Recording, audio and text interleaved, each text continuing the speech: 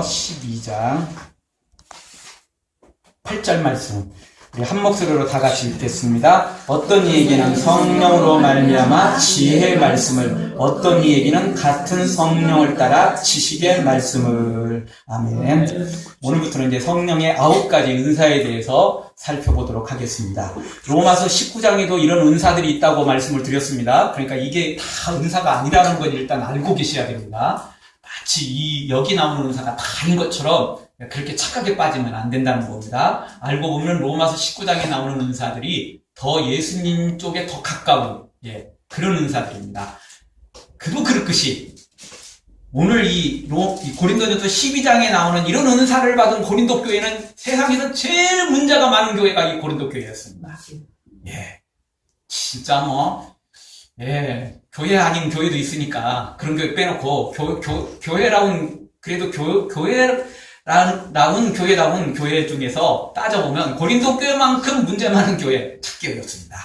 그런데 이런 은사를 가지고 있었기 때문에 그렇습니다. 섬기는 은사, 구제하는 은사, 돌보는 은사, 이런 은사들이 없으니까 문제가 생겼던 것입니다. 어쨌든 우리가 고린도전서 말씀을 보니까 이런 은사들도 잘못 사용해서 그러는 거지 잘만 사용하면 얼마나 귀한 것인지 모릅니다. 하여튼 오늘 나온 은사들 한 개라도 더 많이 받아가지고 더 많이 봉사하고 영광 돌리고 또 교회와 성도들에게 큰 유익을 끼치는 여러분들 되어지길 주의 이름으로 축원합니다. 8절은 두 가지 은사가 나오고 있습니다. 바로 지혜의 말씀과 지식의 말씀입니다. 이 두 가지 은사는 서로 비슷하면서도 또 다른 은사입니다. 말씀과 연관되어 있기 때문에 특별히 설교자인 목회자에게 이 은사가 꼭 필요합니다. 물론 교사도 또 구역장도 또 그 전도자도 또 유로자와 상담자들에게도 중직자들에게도 모든 이런 은사들이 다 필요합니다. 필요하기는. 그러나 가장 필요한 사람은 목회자입니다. 어쨌든 목회자가 설교를 하고 신방을 하고 가르치고 이래야 되는데 제일 많이 하는 건데 목회자가 이런 은사가 없으면 굉장히 곤란해집니다.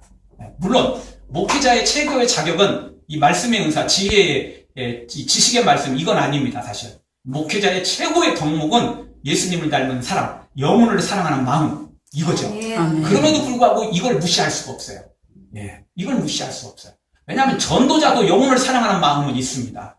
더 뜨거우니까 전도자가 되는 거거든요. 근데 목회자는 거기에다가 이 말씀의 은사, 이 지식의 은사, 이 말씀과 지식의 이 두 가지를 갖지 않으면 설교하는데 또 가르치는데 많은 장애를 갖게 되는 거죠. 목사로 부름받은 사람은 하나님이 특별히 이 은사를 부어주시는 것입니다. 그래서 어쨌든 모든 성도들에게도 이미 말씀드렸던 것처럼 구역장, 교사, 그리고 누군가에게 전도하려면 어쨌든 이 지혜와 지식의 말씀이 필요한 거고 또 위로를 해주려고 그러고 상담을 해줘도 그렇고 다 이런 은사가 필요합니다. 은사가 두드러지는 은사가 나타날 뿐 은사 없는 사람은 없으니까. 그리고 여기 나오는 9가지 은사 중에 나에게 없는 건 하나도 없습니다. 다만 특출나게 드러나느냐 또는 조금밖에 가지고 있지 않느냐, 이 차이일 뿐이지 없는 건 하나도 없습니다. 왜? 예수님의 이름으로 선포하면 이 모든 일은 다 나타나게 돼 있어요. 특별히 크게 나타나느냐 좀 작게 나타나느냐 한 차이가 있을 뿐입니다. 그걸 기억하시고 나에게는 은사가 없다라고는 생각하지 마십시오. 숨겨져 있어요. 작게 나타날 뿐이에요. 다 들어있는 것입니다. 그래서 오늘 말씀 우리가 몇 가지 주신 말씀 우리가 생각할 때 먼저 모두에게 이런 은사는 필요하지만 특별히 설교자에게 이 은사가 필수적이라는 것입니다. 반드시 목회자는 바로 이 은사가 반드시 나타나야 됩니다. 안 나타나면 문제가 심각해지기 때문에 그렇습니다. 말씀에 은혜가 없고 가르치는 데 은혜가 없고 그리고 그걸 제대로 알아듣지 못한다면 이걸 성도들이 제대로 먹을 수가 없기 때문에 그렇습니다. 여러분 아무리 좋은 음식이라도 맛이 없으면 먹기가 힘들어요. 특히 어른들은 맛없어도 건강을 위해서라도 억지로 먹지만 애들은 병든 사람은 맛없으면 안 먹어요. 안 그래도 입맛이 없는데 안 먹어, 못 먹어 이렇게 돼버리는 거죠. 그러니까 말씀을 잘 요리해야 돼요. 그래서 오늘 말씀은 오늘의 이제 이 두 가지 은사 중에 오늘은 지혜의 말씀에 대해서 한번 우리가 살펴보기를 원합니다. 전할 내용이 지식의 은사라면 전하는 방법이 지혜의 말씀입니다. 전하는 내용은 지식의 말씀이고 전하는 방법이 지혜의 말씀입니다. 이걸 예수님을 통해서 우리가 보면 이 말씀이 정확히 이해가 됩니다. 여러분, 예수님께서 일반 사람들에게 설교를 하실 때 주로 무엇을 통해서 설교를 하셨죠? 어떤 방법으로? 비유를 들었어요. 비유를. 왜? 하나님 나라가 너무 어려우니까. 너무 어려우니까 쉽게 설명을 했어요. 그리고 그 비유를 제자들이 모여있을 때 특별히 설명을 해줬어요. 자세히, 조금 어렵게. 어려운 내용도 제자들은 설명을 해줬어요. 왜? 그들은 예수님의 제자고 조금 더 배웠으니까. 젖이 아니라 이제 밥을 먹을 수 있는 단단한 음식을 먹을 만한 그런 훈련을 받았기 때문에 제자들에게는 그런 말씀을 주셨어요. 그럼 예수님은 일반 사람들에게 무조건 비유만 말씀하셨고 젖만 먹이셨고 쉬운 것만 주셨느냐? 그렇진 않아요.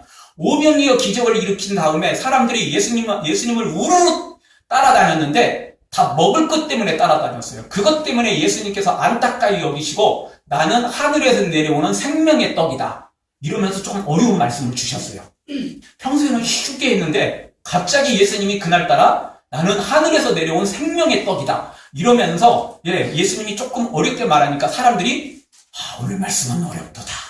이러면서 사람들이 하나 둘씩 떠나가기 시작했어요. 왜? 이들은 먹을 것에 관심이 있었지 천국, 영생, 생명의 양식 이런 거 별로 관심이 없었거든요. 예수님이 조금 어렵게 이야기하니까 떠나가 버린 거예요. 그냥 먹을 것만 주면 아멘이고 좋아하는데 그게 아니고 좀 어렵게 주니까 골치 아프다. 그런 거 별로 관심 없어요. 먹을 것만 주세요. 이런 거거든요. 그렇다고 영원히 젖만 먹일 수 없기 때문에 예수님은 이따금 한 번씩 조금 어려운 말씀들을 주셨어요. 그래서 그들이 조금씩 이제 깨달아 알도록 차근차근 이끌어 가셨죠. 그럼에도 불구하고 예수님은 제자들에게는 특별히 말씀들을 풀어서 설명을 해줬습니다. 여러분, 모든 비유 중에 제자들은 특별히 설명했던 것을 우리는 성경을 통해서 잘 알게 됩니다. 그러니까 그 내용은 지식은 이제 그 내용은 지식의 말씀이지만 풀어 설명하는 것, 어떻게 설명하는 것, 이게 지혜의 말씀입니다. 예수님은 그 지혜의 말씀을 잘 가지고 있었습니다. 사람에 맞게 낮춤으로 그들에게 꼭 필요한 말씀을 전해주었던 거죠. 야고보서 1장 5절에 보면 너희 중에 누구든지 지혜가 부족하거든 모든 사람에게 후히 주이시고 꾸짖지 아니하시는 하나님께 구하라 그리하면 주시리라는 말씀이 있습니다. 이 지혜와 이 지식의 말씀은 또 같으냐? 그렇진 않습니다. 여기서 말하는 야고보서 말하는 지혜는 삶의 지혜이고 신앙의 지혜입니다. 그런데 오늘 나오는 이 말씀은 지혜의 말씀입니다. 말씀을 어떻게 가르치냐는 거죠. 그래서 약간 다릅니다. 그럼에도 불구하고 성령에게서 나온 모든 은사이기 때문에 또 거기서 거기입니다. 구분 짓는 게 중요한 게 아니고 더 결정적인 게 뭐냐면 어떤 은사를 가지고라도 주님께 영광 돌리고 유익한 일에 사용되면 다 되는 것입니다. 이 은사냐 저 은사냐 이거냐 저거냐 서로 싸우는 게 중요한 게 아니고 어떤 은사이든 주님을 위해서 교회를 위해서 죽어가는 영혼을 위해서 우리가 열심히 충성하는 것이 이 은사의 목적이지 이거냐 저거냐 서로 따지라고 절대 주신 게 아니라는 것입니다. 제가 고등학교 때 제 별명이 목사였습니다. 제가 이제 목사가 되기로 중학교 2학년 때부터 결정했기 때문에 제가 이제 미래 꿈에 이제 목사라고 써놨기 때문에 그걸 아는 친구들도 종종 있긴 있었습니다. 거기다가 또 선생님이 또 한마디 또 그 부분을 또 이야기를 했기 때문에 그러기도 하겠지만 그것 때문에 별명이 목사 된 건 아니고 학교 가자마자 무조건 책상에 앉아서 기도 먼저 시작했고 그리고 성경책 딱 펴놓고 성경 한 장 딱 읽고 그리고 공부를 시작했고 식사 시간에는 도시락 붙잡고 기도하고 이러고 이제 제가 항상 밥을 먹었고 오후에도 이제 자율학습이나 이런 것 되면 꼭 성경 한 장을 읽고 그리고 또 공부를 시작했기 때문에 별명이 목사였습니다. 그래서 얘들이 저한테 각종 수많은 질문 공세를 아주 쏟아내기도 많이 했습니다. 궁금해서 묻는 애들도 있었고 믿는 애들 중에는 그러나 이제 불신 아이들은 어떻게든 요즘처럼 뭐 뉴스에 한번 뭐 이상한 이야기가 나온다든가 뭐 그러면 교회 괜히 욕하느라고 저한테 막 갖은 막 방법들을 다 막 갖다가 막 말도 안 되는 것들 막 갖다가 저한테 막 공격을 해대는 것입니다. 별명이 목사니까. 근데 참 신기한 건 제가 생각하지도 못했고 제가 그 부분에 대해서 전혀 알지도 못하던 것들이 저도 모르는 사이에 말이 막 술술 나올 때가 있다는 것입니다. 그거는 성령이 주시는 지혜의 말씀이에요. 알고 있는 것도 아니고 그렇게 말해야 되는 방법도 모르는데 제 입에서는 막 나오는 거예요, 뭐가. 나오는 거예요. 그게 성령이 주시는 지혜의 말씀입니다. 그 은사가 이제 필요한 거죠. 그 은사가 필요한 겁니다. 전도대들에게는 다 이런 은사들이 필요한데 특별히 목사에게, 이 설교자에게 이 은사가 필요한 거죠. 이게 없으면 이게 맨날 졸리는 말씀으로만 되고 말씀은 말씀인데 이게 참 들려지지가 않고 어렵게 되어버리는 것입니다. 물론 아무리 예수님이 전했어도 듣는 사람이 잘못 들으면 소용없어요. 예수님이 말씀을 전했는데 사람들이 우르르 몰려가지고 예수님을 벼랑 끝으로 몰아가지고 예수님을 거기서 떨어뜨리려고 한 적도 있었습니다. 그 위대한 예수님, 설교자인 예수님도 그랬으니까 아무리 위대한 설교를 해도 듣는 사람이 마음이 강팍하면 소용없습니다. 그럼에도 불구하고 설교자가 중요한 겁니다. 왜냐하면 은혜로운 설교가 있고 들리는 설교가 있고 이게 쉬운 말씀도 참 어렵게 이게 해가지고 도리어 더 복잡하고 헷갈리게 만들어버리는 그런 설교자가 있기 때문에 그렇습니다. 그런 경우는 좀 극단적이고 소수이긴 하지만 그래도 이 목회자에게 이런 은사가 필요한 겁니다. 그래서 예배소서 6장 19절에 바울은 예배소 교인 성도들에게 이렇게 부탁합니다. 또 나를 위하여 구할 것은 내게 말씀을 주사 나로 입을 벌려 복음의 비밀을 담대히 알리게 하옵소서. 이렇게 나를 위해서 기도해달라 간절히 부탁했습니다. 성도들의 기도가 바울로 하여금 담대히 복음을 전할 수 있는 능력이 성령으로부터 오시기 때문에 지혜의 말씀으로 임하기 때문에 그걸 바울이 알고 성도들에게 기도를 부탁했던 것입니다. 지금도 상당한 많은 대형 교회들은 1부, 2부, 3부, 4부 뭐 이렇게 예배가 진행되면 중보 기도 틈들이 있다는 겁니다. 그래서 똑같은 예배 시간에 그 시간에 중보 기도 장소에서 중보하며 기도해요. 누구를 위해서? 설교자인 목회자를 위해서. 능력의 말씀이 선포되도록, 은혜의 말씀이 선포되도록 목사님을 위해서 기도하고, 부흥회 가거나 특별 집회에 갈 때, 그때, 그 시간에 맞춰서, 중보 기도실에서 기도하는 성도들이 얼마나 많은지 몰라요. 그래서 목회자 자신도 깨어 기도해야 되고, 지혜의 말씀이 임해야 되지만, 성도들의 기도에 의해서 목회자가 지혜의 말씀이 임하는 것입니다. 그것도 무시할 수 없어요. 그래서 바울도 기도를 부탁한 것이고, 그래서 지금도 여전히 그런 기도가 또 더 큰 성령의 역사를 내게 되는 것입니다. 사랑하는 성도 여러분, 이 종이 부족하지만 저도 열심히 기도해서 이 지혜의 말씀을, 이 은사를 소유해야 되겠지만, 그래서 설교하고 가르치고 유로하고 상담해야 되겠지만, 여러분이 저를 위해서 특별히 기도해서 지혜의 말씀이 임해서, 이 지혜의 은사가 임해서 정말 제대로 가르치고 제대로 설교하고 들려지고 은혜가 되는 이런 말씀을 또 이런 성경 공부를 이런 제자 훈련을 할 수 있도록 여러분이 기도해서 그런 능력의 종이 되는 은혜가 있기를 주의 이름으로 축원합니다. 두 번째 주시는 말씀은 설교를 듣는 성도들에게도 이 은사가 필요하다는 것입니다. 아멘. 아무리 잘 가르쳐줘도 못 알아들으면 곤란하네요. 그래서 성경은 들을 귀가 있어야 된다고 말합니다. 아멘. 그래서 성경은 귀 있는 자는 들을지어다 이런 말씀이 성경에 11번 나오고 있습니다. 특별히 계시록에는 이 말씀이 5번이 등장하는데 귀 있는 자는 성령이 교회들에게 하시는 말씀을 들을지어다. 이 말씀이 5번이나 계시록에 소개되고 있습니다. 특별히 이 재림의 말씀, 마지막 이 심판의 말씀, 귀 있는 자는 성령이 교회들에게, 성도들에게 하시는 말씀을 듣는다는 것입니다. 들을 귀가 있어야 돼요. 아멘. 그게 성령으로 듣는 겁니다. 성령으로. 아까도 말씀드렸어요. 예수님이 설교해도 은혜 받기는커녕 낭떠러지로 몰아가지고 예수님을 죽이려고 했던 사람들도 있다는 겁니다. 스데반은 설교했을 때 사람들이 마음에 찔렸는데 그 찔린 걸 어떻게 했죠? 돌을 쳐서 스데반을 죽이려 하죠. 그러나 은혜 받는 사람도 있어요. 예수님의 설교를 듣고 은혜 받는 사람들이 수없이 많이 있었고, 또 예수님의 설교뿐만 아니라 느헤미야 8장 9절에 보면 백성이 율법의 말씀을 듣고 다 우는지라. 어떻게 했다고요? 다 울었어요. 펑펑 울었어요. 회개하면서 울고 주의 은혜에 감사해서 울고. 왜?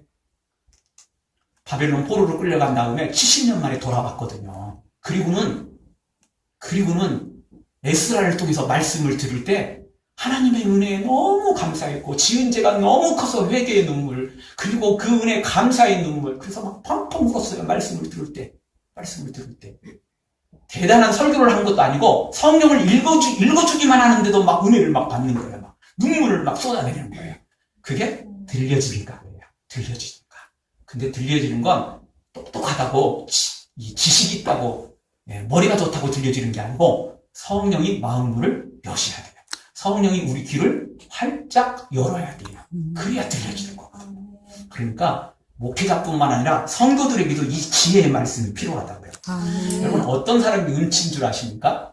음치는요, 못 알아듣는 사람이 음치가 되는 거예요. 그러니까 우리는 도레미파솔라시도 이렇게 해서 다 음이 올라가는데, 음치는 그걸 도레미파솔라시도 이렇게 올라가는 게 아니고 도레미파솔라시도 이렇게 들어요. 그러니까 자기도 똑같이 그렇게 불러. 듣기를 그렇게 듣는데요. 그러니까 그렇게 부르는 거래요. 그렇게 들으니까 그렇게 부르는 거죠. 제대로 들으면 그렇게 부르겠어요? 혹시 그렇게 들어도 잘 안 되는 사람이 있을 수는 있어요. 그래도 그 사람은 목소리가 별로 안 좋다 이러는 거지 음치라고 말하진 않습니다. 목소리가 별로 안 좋아요. 그렇지만 음은 또 부를 수 있어요. 제대로 듣기만 하면. 근데 음치는 노래도 못 부르면서도 음도 안 맞아. 그게 음치인 거죠. 못 알아들으니까, 제대로 못 들으니까 제대로 못 부르는 거죠. 우리가 제대로 못 알아들으면 제대로 가르칠 수도 없고, 제대로 이해할 수도 없고, 제대로 깨달을 수도 없고, 그걸 다른 사람한테 전해주는 것은 더욱더 불가능해지는 것입니다. 그러니까 우리가 이 말씀을 그냥 성경만 읽어도 은혜가 되도록 이 성령의 지혜의 말씀이 내게 임하여야 되고, 설교를 들을 때 더더욱 그게 깨달아지고 아멘이 되고 또 그 말씀을 순종할 만한, 적용시킬 만한, 또 설교자는 모든 개인에게 다 적용시킬 수 없으니까 그걸 나에게 딱 적용시킬 수 있는 지혜의 말씀이, 그 말씀이 나에게 필요한 거예요. 딱 내 생활에 맞게 적용시켜야 되는 거잖아요. 그게 지혜의 말씀이에요. 이 지혜가 우리 모두에게 임해야 돼요. 사랑하는 성도 여러분, 여러분에게 이 지혜의 말씀이 임해서 듣는 눈이 열리고, 듣는 귀가 열리고, 마음이 열려서 깨닫는, 그래서 적용시키는 은혜가 있기를 주의 이름으로 축원합니다. 그래서 한 걸음 더 나아가 여러분이 가르칠 때, 교사로 가르칠 때, 또 구역에서 가르칠 때, 전도 현장에서 전도할 때, 삶의 현장에서 예수님을 증거할 때, 정말 깨달은 말씀들을 그대로 펼쳐내고 드러내는 여러분들 되어지길 주의 이름으로 축원합니다. 마지막 세 번째로 어떤 사람에게 또 이런 이 지혜의 말씀이 필요하냐면 불신 가족과 전도 대상자들에게도 이 은혜가 필요합니다. 우리에게도 필요하죠. 목회자에게도 필요하고 성도들에게도 필요한데요. 믿지 않는 불신 가족들, 불신자들에게도 이 성령의 이 지혜의 말씀이 필요해요. 들을 수 있는 귀가 그들에게도 열려져야 되거든요. 마음이 열려져야 이걸 들을 수 있는 거거든요. 영안이 열려야 천국을 나름 볼 수 있고 소망하는 거 아니겠어요? 그들은 귀가 안 들리고 영안이 안 열리니까 우리처럼 못 찾아 나오는 거예요. 다 열리진 않는다도 조금 열려야 되고 조금 보여야 돼요. 그래야 교회에 나와서 찾지요, 구하지요, 간구하지요. 그래서 더 키우고 더 많이 보고 이제 이렇게 되는 거 아니겠어요? 어쨌든 조금이라도 들려야 되고 조금이라도 보아야 돼요. 그래야 천국을, 예수님을, 영적인 걸 소망하게 되는 거죠. 아무것도 모르니까, 아무것도 못 들으니까, 아무것도 안 보이니까 관심이 없는 거예요. 그러니까 그들에게도 이 은사는 필요한 거죠. 이 지혜의 말씀이 필요해요. 사도행전 16장 14절에 보면 바울이 복음을 전할 때 이런 말씀이 나옵니다. 누디아라 하는 한 여자가 들었는데 주께서 그 마음을 열어 바울의 말을 청종하게 하시니라. 루디아의 마음을 활짝 열어서 바울의 말씀을 청종하게 했어요. 귀를 열고 듣게 했어요. 그리고는 바울을 초청해서 자기 집을 교회로 삼고 예배하고 찬양하고 전도하기 시작했다는 것입니다. 루디아를 통해서 그 지역에 복음의 역사가 시작되는 것을 보게 됩니다. 그러니까 이 불신 가족들, 우리 전도 대상자들에게도 이 지혜의 말씀이 필요해요. 우리 예수님이 귀를 열어야 돼요. 마음을 열어야 돼요. 그래 주시면 그들이 안 들을 수가 없어요. 제가 처음 교회 나온 거 제가 말씀을 드렸습니다. 우리 집에서 구역 예배 하는데 옛날 큰 방에서 뭐 다 거기 있잖아요. 저는 한쪽 구석에서 제가 책을 읽든지 공부를 하든 어디 나가도 뭐 하고 저녁에 그 당시에 아무것도 할 수 없고 별 수 없이 옆에 있었는데 6개월 동안 그리고 그 구역 예배 금요일 저녁마다 그리고 이따 보면 한 달에 한 번 정도씩 그렇게 예배하다가 제가 그 말씀 듣고 은혜를 받아버린 거야. 나도 모르는 사이 그냥 그냥 내일 했는데 말씀이 꽂혀버린 거예요. 그 말씀이 귀에 들리고 마음에 꽂힌 거죠. 성령께서 귀를 여시고 마음을 여신 거예요. 아멘. 그래서 저는 벌써 교회 나가기 전에 이 어느 정도 이 은혜를 받아버린 거죠. 그래서 교회 나가자마자 금방 나가자마자